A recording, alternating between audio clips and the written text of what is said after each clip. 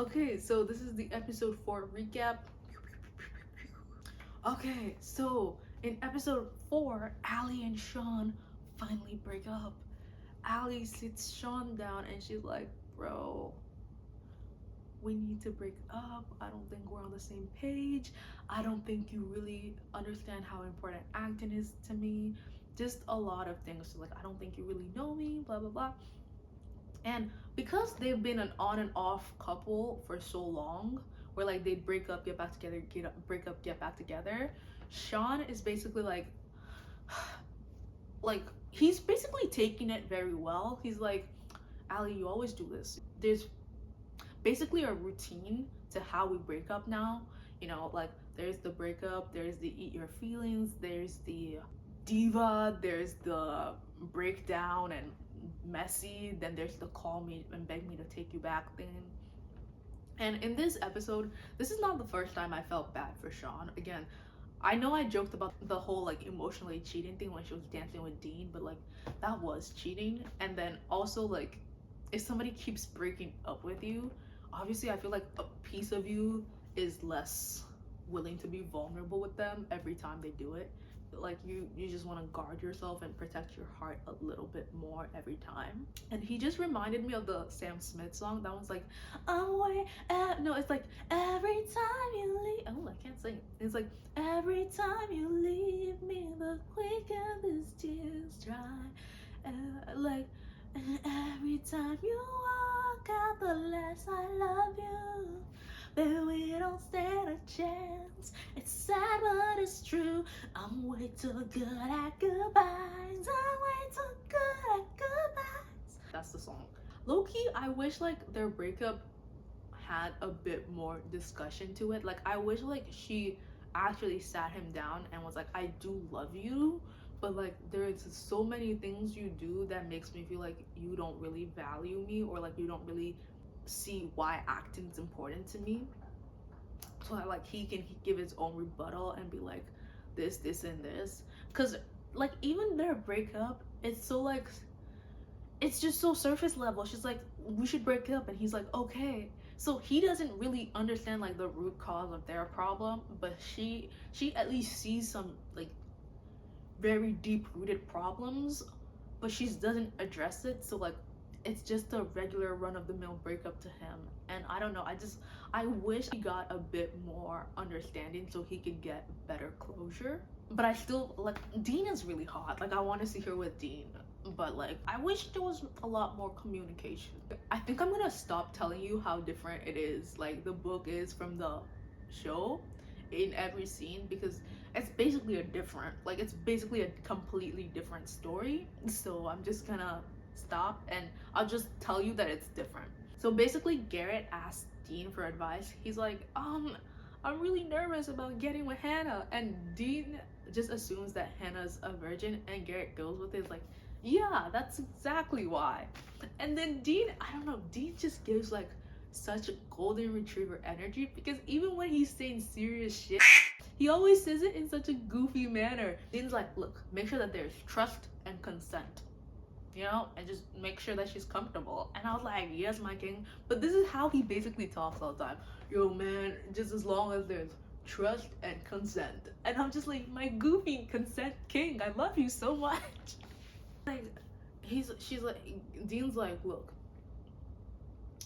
if it's her first time, she might not finish. And Garrett's like, no, she's got to. Like that's the mission I'm on tonight. And Dean's like, respect.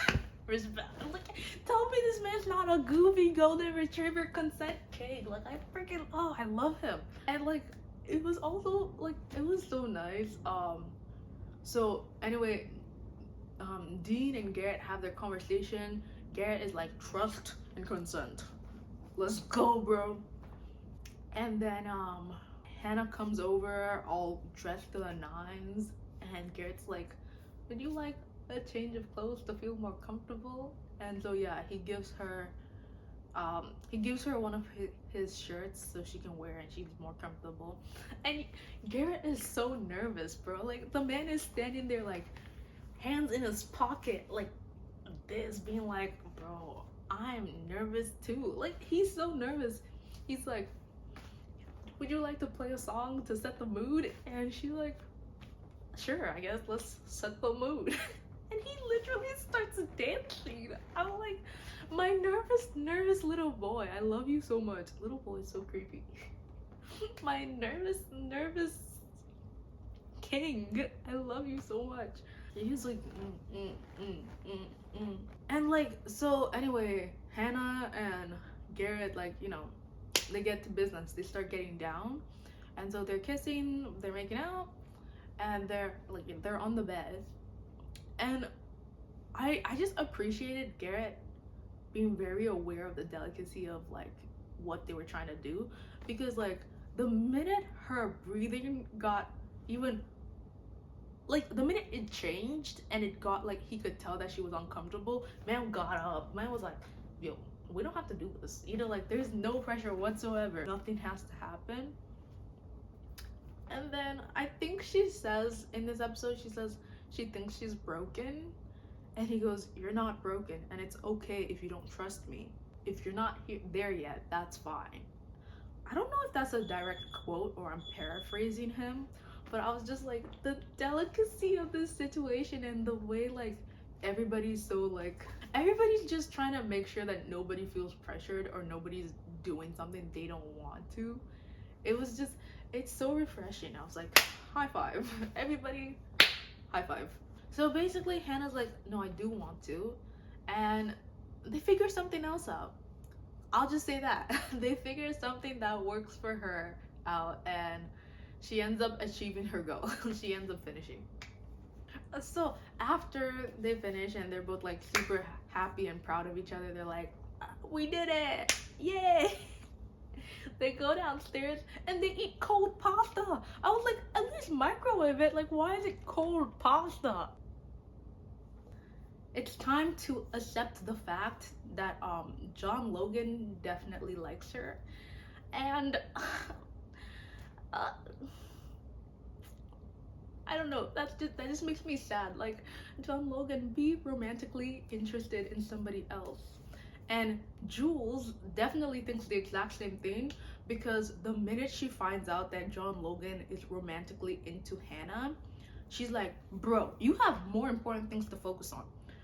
For example, your life sucks. She goes, listen, your life sucks for so many reasons. First of all, you've been passed over in the draft not once, but twice. So your hockey sucks. And if you don't become a professional hockey player, you're gonna have to be a mechanic and work with our mom all day. So suck. Basically, she's like, your life sucks so hard right now. If you're gonna chase something as impossible as Hannah somehow choosing to be with you over Garrett or Justin, focus on something that is even if it happens, it actually has like benefit for the rest of your life, like being a professional hockey player. And I was like, that was mean as hell, bro. Like, why would you say all of that to him in those words? But at the same time, yes, please, like, move on from Hannah. Please. And then, so we are at the hockey rink. Garrett is telling all his hockey bros, like, bro, I love Hannah. I think I love Hannah. I want Hannah to be my girlfriend. And they're like, yeah, we know you love Hannah, bro. We know you love Hannah. Just tell her to be your girlfriend. And he was like, I don't know, should I? And they're like, yeah, you should do it. And so they're like, dude, she's going to this drunk Shakespeare thing. Go there and tell her that you love her. And then, so it's later in the day. Garrett goes to drunk Shakespeare to try to tell Hannah that he loves her. So drunk Shakespeare is like a student play, and Hannah's going because Allie, her friend, is an actress and is in the drunk Shakespeare thing. So Garrett gets there and he sees Hannah, but guess who Hannah's talking to at drunk Shakespeare? That's right, Justin, because he's like, I think he wrote a song for them or something. So Garrett, my rage baiting king, my king that he is, he sees Justin and he goes up to him and goes, what's up, Jason? I love it so much. I love it when people can rage bait without being a bully or like minimizing someone. Like he could have been jealous and then gone up and be like, hi, guy with like lame music. Like he could have tried to like bully him or like make fun of him, or just, you know how like just be a mean spirited person, but just like being like, oh, I casually forgot your name because you're just not that important in my life. I love that kind of rage bait. I just love that. That's why Ilya Rozanov is my king, because if you can rage bait in a evil, on mean-spirited way, I will forever be down bad for you. So then Garrett is, Hannah's like, Garrett, why are you a drunk Shakespeare? And Garrett lies. Garrett is like, oh, my team dragged me here, knowing damn well we all just watched him drag his whole hockey team to drunk Shakespeare. He's like, you know, the guys just said they wanted to come to drunk Shakespeare. Like, it had nothing to do with me. It had nothing to do with the fact that like I want to confess that I'm in love with you. Yeah, he's playing it cool like that. And then Hannah looks at Garrett like, well, nice that you're around. And then the show is about to start, right? So everybody goes to sit down, and you know who Hannah sits with? Justin. And this is the thing about the fake dating that I don't understand, because if you're pretending to be Garrett's girlfriend, why are you sitting with Justin? And why is Justin not asking more questions about it? Why is he not being like, hey, what's happening? Like, I thought you were Garrett's girlfriend, but you were like, you seem into me.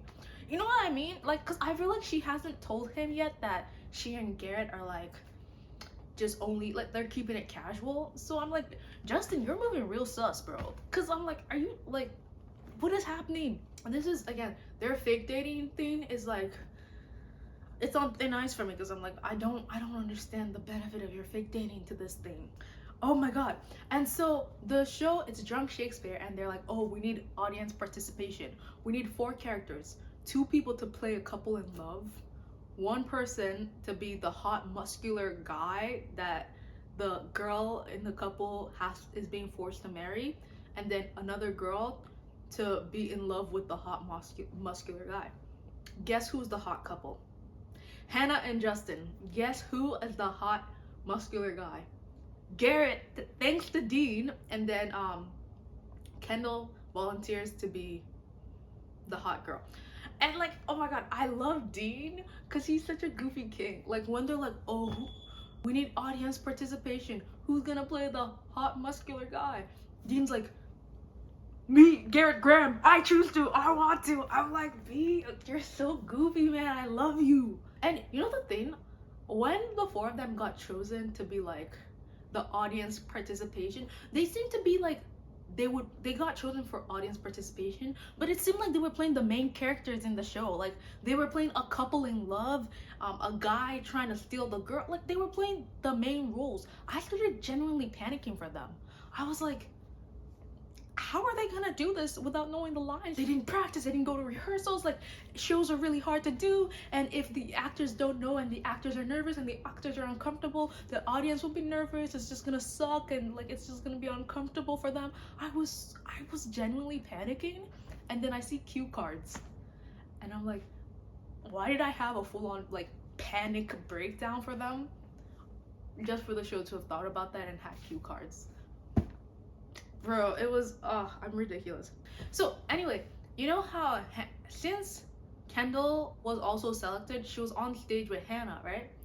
And so she's like, she basically says something about Hannah, and to Hannah about like, aren't you Garrett's girlfriend or something? Like, why are you talking to Justin? She just says something basically saying that Hannah and Garrett are in a relationship. And once again, this is why I don't understand the role that fake dating is playing in this whole plot, because Hannah goes, no, I'm not in a relationship with Garrett. I'm not Garrett's girlfriend. We're not in a relationship. I didn't lock him down or hold him down or anything. And I'm like, what? I remember very clearly in episode 2, you guys trying to convince the whole school you were in a romantic relationship. I remember very clearly you guys being like, oh, everybody needs to know that we're dating. And now you're just telling everybody that, look, we were never in a relationship. We aren't in a relationship. Did you guys agree to fake break up? Like, what is happening? What is the logic of your fake dating? But then again, I will just say one thing. I'm not one to critically analyze fake dating too much, So like it was there. I saw it. I was like, that don't make sense. But I'm not gonna judge it. I'm not gonna say no to it because I'm still eating this whole thing up with a spoon. So I told you Allie's an actor in the play, right? And so she's drunk and she starts improving drunk Shakespeare, and she starts talking about like her relationship with Sean, and she's like, me thinks me can manage going to Vermont, and me thinks me can handle like boring relationship, and me thinks me can learn to like she's just being a queen, and she looks so hot and so pretty, and she's so cool, and I'm like, I love Allie, bro. Like I'm staying here with her 247. Like she can do no wrong. But in this setting, the other actor on stage with her is so confused. It's like, what are you doing? What are you talking about? And the whole room, like all the audience is just dead silent because they're like, what is she talking about? And Dean, being the king that he is, he looks, he's like, oh, this is going off rails. And he starts cheering for Allie. He's like, yeah, go Allie! And so the audience starts clapping for Allie too, and I was like, yeah, yes, I stand my queen, and I stand my king. So, oh my god. So back to the 4 people on stage. God. So Kendall, like something comes up in the play, and basically the 2 guys, Garrett and Justin, they have to try to find a way to enamour, I don't even know, like to make Kendall pick between the 2 of them. And the show is like, how are they gonna do this? I don't know, a good old-fashioned dance-off, and there's like a pole there that they're supposed to dance on. And I get really bad secondhand embarrassment, and I cringe very easily. So I'm sorry, but I couldn't watch this part. I was like this. I was like watching it like this, going, I was like, I'm not gonna lie, I closed my eyes and skipped a bunch of that part, because I like, my thing is like, if you don't know the choreography, are you telling me that like this hockey captain is just gonna know how to dance without embarrassing himself? Like, I was so nervous for him. I was like, because if someone asked me to bust a move right now in a dance battle, I would just cry and leave. Like, I don't know how to dance like that. So I was just like, no, oh my god, I cringed so hard. I didn't watch that part. Long story short, I closed my eyes and skipped through that part. But hey, other people seem to like his dance, because Hannah came up and said, oh, I liked your dancing. Very Men Gone Wild. So maybe he could bust it down. But I did not stick around to find out. So then after Garrett just danced to win Kendall's affection, I don't even know what the outcome of that was. After that, Hannah comes up to Garrett and she's like, Justin said he wants to ask me out. And Garrett's just like, oh, well, I guess like that's what we were working towards. So like, I guess congratulations. But he looks sad. He looks sad. And then we see Allie, and her performance is over, so she's sad and she's drunk, and we see her open her phone, and you see the don't call, like the contact info is don't call, and she calls them, and we're just like, it's Sean. She called Sean. She's backsliding, and she's gone back to this boyfriend that it's so clear that even if they love each other, they're not good for each other, they're not right for each other. And you feel bad, because I feel like at this point they were both hurting each other. Like Sean, he feels like he knows her, but he doesn't value her acting. He doesn't seem to like think it's worthwhile, which I'm like, that's what she's trying to dedicate her life to. How can you not value that? And then I think she doesn't really communicate with him, because like their relationship was just hard, and I was like, oh, no, I don't want them to get back together. But yeah, so she calls don't call, and she runs out into the night to meet him, and you're just like, frick. So then we see Garrett, like, you know, his heart's broken. He thinks that Hannah and Justin are gonna get together, so he's like in the hockey rink, and he's like, ooh, I'm playing hockey to get my mind off the stress. Hockey, skate, puck, stick, stressful, oh, blah. Just, you know, he's not enjoying it. He's miserable. And then Hannah goes to like I think the PA system and she starts singing to him. And I think she wrote that song herself because it's horrible. It's so bad. She's like something something. I think about you something something, and the like I from this I wasn't even cringing. I was just like, oh god, girl, that's like that song's not it, bro. I hope she wrote it by herself, because if not, I'm dissing like a proper artist and I feel bad. But if she wrote it herself, she gotta stop. but but in my defense, Hannah also doesn't like her own lyrics, so maybe we're both hating on her lyrics. I don't know, but either way, yeah. Um, she sings him a song and he runs off the hockey rink and he comes and he hugs her and they agree, and I think they kiss, and then they agree to date each other exclusively, officially, no more deals. And I believe that is the end of episode 4. I like them as a couple, so I'm like, yay, they're officially dating.